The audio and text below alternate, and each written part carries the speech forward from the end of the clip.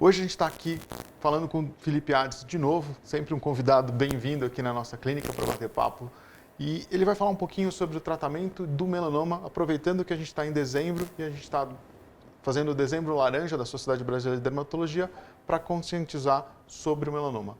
Felipe, obrigado por estar aqui de novo. Felipe, fala um pouquinho para a gente de melanoma e dessa evolução que teve no tratamento, né? Queria que você começasse falando primeiro da importância do diagnóstico precoce, que aí a gente acaba não precisando de você. Sim. A gente acaba tratando o melanoma sem precisar da sua ajuda. Tá bom, Gustavo. Obrigado pelo convite novamente. Então, o melanoma, ele é um dos tipos, ele é o tipo de câncer de pele mais agressivo, né? Dentro da oncologia, ele é um dos cânceres mais agressivos, ou seja, um pequeno melanoma, a chance de morrer daquele pequeno melanoma é muito maior do que uma chance de um pequeno câncer de mama, um câncer de intestino. Se a gente pega, por exemplo, um melanoma de 4 milímetros de profundidade, ele é uma doença grave. Um câncer de mama de 4 milímetros, um câncer de intestino, um câncer de estômago, é uma doença que opera e está resolvido. Então, é importante a detecção precoce do melanoma, justamente porque ele rapidamente pode se tornar uma doença muito grave e uma doença que leva aquela pessoa a falecer, né? Então, vocês sabem melhor do que qualquer um que o rastreamento é super importante, né? Quem faz o rastreamento do melanoma é o dermatologista e é uma coisa que me parece relativamente simples para uma pessoa que tem um olho bem treinado, né? Um dermatologista treinado consegue detectar um melanoma inicial com alguma facilidade. Você me corrige se eu estiver errado, né? Sim, um dermatologista bem treinado com um instrumental adequado, principalmente aí o dermatoscópio que a gente usa para fazer isso, eventualmente fazer segmento fotográfico sequencial para a gente monitorizar as pintas, a gente consegue de fato fazer diagnóstico bastante precoce.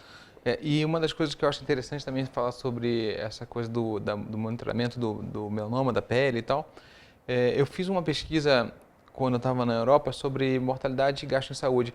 E você vê que o melanoma, quanto mais você gasta em saúde, a mortalidade baixa dramaticamente. E muito provavelmente é porque essas pessoas têm acesso a sistemas de saúde que você consegue rastrear. E te mostra que rastreando, elas não vêm a falecer daquela doença. Se você opera, aquilo ali se resolve com alguma tranquilidade, então, não né? só você melhora o prognóstico, como você melhora os gastos também. Sim, porque são tratamentos hoje mais eficazes, mas são tratamentos muito caros ainda, né? Os tratamentos para doença metastática ou tratamentos para doença adjuvante, quando ela está grande, mas ainda em condições de ser operada. Então, quando a gente tem um melanoma que é restrito à pele, o tratamento basicamente é cirúrgico, porque a gente tem uma alta taxa de cura quando esse melanoma foi diagnosticado precocemente. Quando ele deixa de estar restrito à pele, eu tenho então metástase para linfonodos ou metástase para outros órgãos do corpo, a gente passa a precisar de tratamento sistêmico da quimioterapia. Felipe, conta um pouquinho da sua experiência com a quimioterapia do melanoma, como ela praticamente não tinha efeito no passado e agora é uma coisa realmente fantástica de tratamento.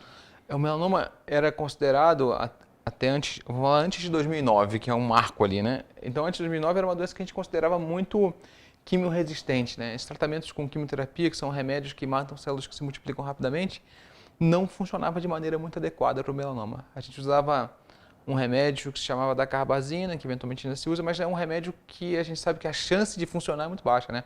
A taxa de resposta é baixíssima. Em estudos chegava no máximo a 20%. Você vê, você faz para 10 pessoas, 2 responderiam, e mesmo assim é uma resposta fugaz, né? Funcionaria por um tempo e depois de um tempo para de funcionar. Isso para doença com metástase à distância, né? Para doenças que você faz remédios depois da cirurgia para diminuir o risco de retorno, que a gente chama de tratamento adjuvante, a gente usava interferon ou usava IL-2 em algumas situações, que são remédios que a gente sabe que são extremamente tóxicos, difíceis de serem tomados e dá muito efeito colateral. Parece que a pessoa está doente, resfriada, com um quadro gripal assim, muito intenso.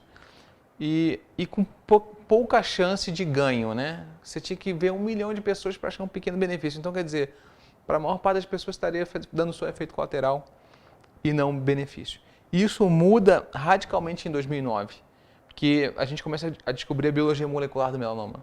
Quais são as alterações moleculares que fazem aquela doença crescer.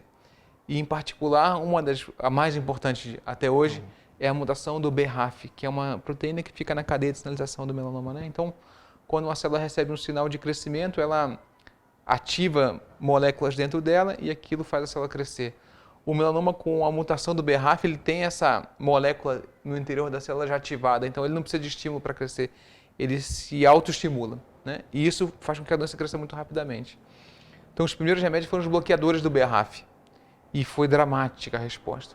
Embora fugaz também, né? Você fazia o remédio, eram em comprimidos, rapidamente a doença regride, eu via a doença cair assim eventualmente, e com uma casca de machucado assim, né?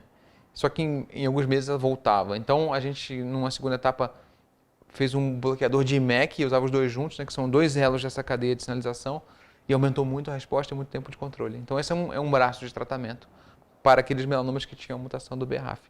E o segundo braço de tratamento foi descobrir que ele é uma doença muito imunogênica, ela é facilmente identificável pelo sistema imunológico. E a gente estimulando o sistema imunológico, ajudando o sistema imunológico com remédios a descobrir onde estava a doença, hoje a gente tem chance de cura de doença metastática, que é uma coisa impensável antes. Você fala assim, uma doença que mata 100% das pessoas, hoje a gente consegue curar a metade, talvez, viu? Metade. E qual é, na verdade, o que vai levar você a escolher entre um tratamento das terapias-alvos, né, os inibidores de BRAF, de MEK, ou a imunoterapia? O que faz essa diferença? Essa talvez seja uma das perguntas mais complicadas. Quando você vai em congresso, sempre tem essa pergunta e as pessoas sempre se debatem e às vezes quase se batem por conta disso. Então, a primeira coisa que a gente tem que ver é se o melanoma tem a mutação do BRAF. Não são todos os melanomas que têm a mutação do BRAF, né? Então, isso é um teste molecular que você vai fazer, o PCR, enfim, tem várias técnicas para você avaliar no tumor. Tá? Só fazer um parênteses, que eu acho que é importante aqui. Da mesma forma que tem com o melanoma, a gente tem isso em vários outros tumores, né? Que é achar um marcador biológico, é achar um marcador que eu possa, de alguma forma, analisar no tumor, no sangue, que eu, com isso, consiga ter certeza que o tumor vai responder ao tratamento. Né? Isso a gente vê em oncologia em várias outras áreas, mas no melanoma, especificamente, é o BRAF. Então, quando eu encontro o BRAF, eu sei que a chance de resposta é muito maior. Se ele não tiver BRAF mutado, não adianta eu dar o tratamento que é a terapia-alvo, porque o alvo não está lá. Né? Então, quando ele tem o BRAF mutado, a chance de resposta a esses tratamentos que inibem o BRAF chega a 70%. Quando ele não tem, é zero, não funciona o remédio, né? Simplesmente assim, você vê a diferença, né? O estudo, o que a gente tem que fazer é ver o tumor. Não tem assim, tem uma característica clínica. A gente até tentou olhar no passado, né? A gente sabe que pessoas mais jovens têm mais chance de ter o BRAF mutado.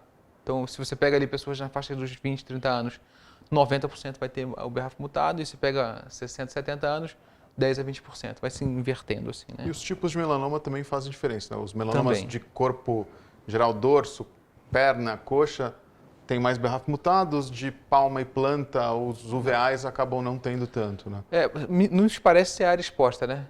Melanoma com fotolesão, né? Isso. Esses que são palma, planta, mucosa, acral não tem muito, né? E o uveal, na oncologia, a gente acha que é outra doença. Não sei como na dermato se vocês estão achando. Também é outra doença. A gente chama de melanoma porque é um melanócito estranho, né? Do fundo do olho, mas... E curiosamente o de córnea, né? Ele é igual ao de pele.